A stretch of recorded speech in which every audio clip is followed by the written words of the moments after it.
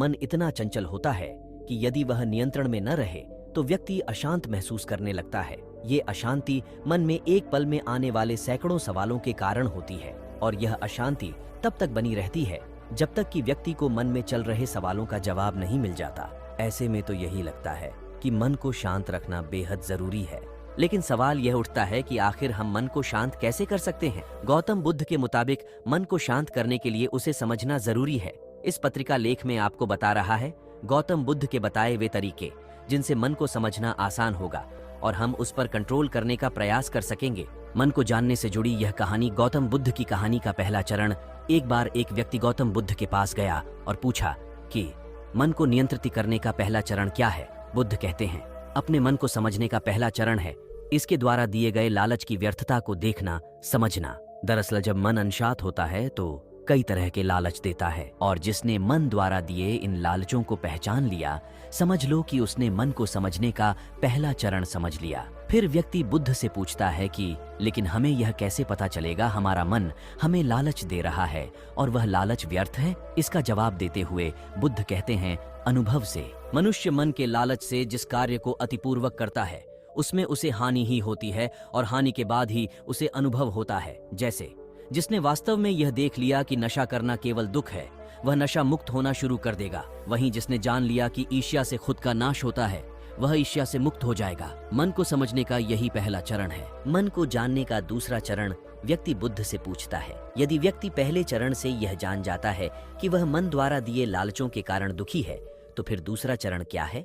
बुद्ध कहते हैं, खोज पर निकलना। दूसरे चरण के लिए ऐसे व्यक्ति की खोज पर निकलना होगा जो पहले ही अपने मन को जानकर इससे मुक्त हो चुका है। मन को जानने का तीसरा चरण व्यक्ति कहता है कि लेकिन ऐसे व्यक्ति की पहचान कैसे होगी?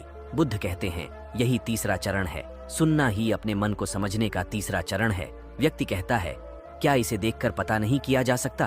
बुद्ध कहते हैं, देखने में कोई व्यक्ति बहुत शांत और अच्छा लग सकता है, लेकिन उसके मन के भीतर क्या है यह उसके शब्दों से ही पता चल सकता है। लेकिन किसी की बातों पर तब तक विश्वास नहीं करना चाहिए जब तक कि वह तुम्हारे विवेक की कसौटी पर खरा न उतरे।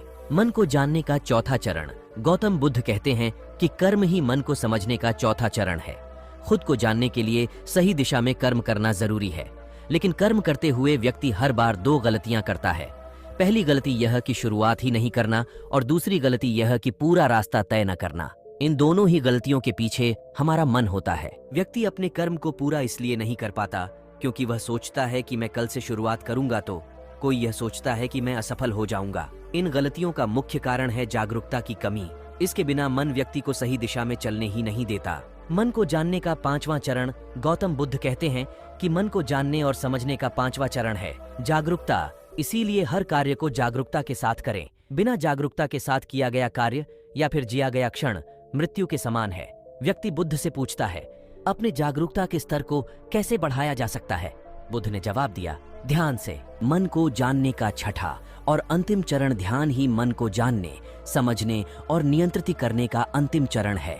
यानी ध्यान ही वह नाव है जिस पर बैठ मन रूपी नदी को पार किया जा सकता है। जिस व्यक्ति ने इन शुरुआती 5 चरणों से मन को जान लिया, उसने अपने मन को जीत लिया, उस पर काबू पा लिया। तो दोस्तों, आप इस वीडियो से सीख ही चुके होंगे अपने मन को काबू में कैसे कर सके। अगर वीडियो अच्छी लगी हो तो वीडियो को लाइक और चैनल को सब्सक्राइब कर देना। मिलते हैं एक नई वीडियो के साथ।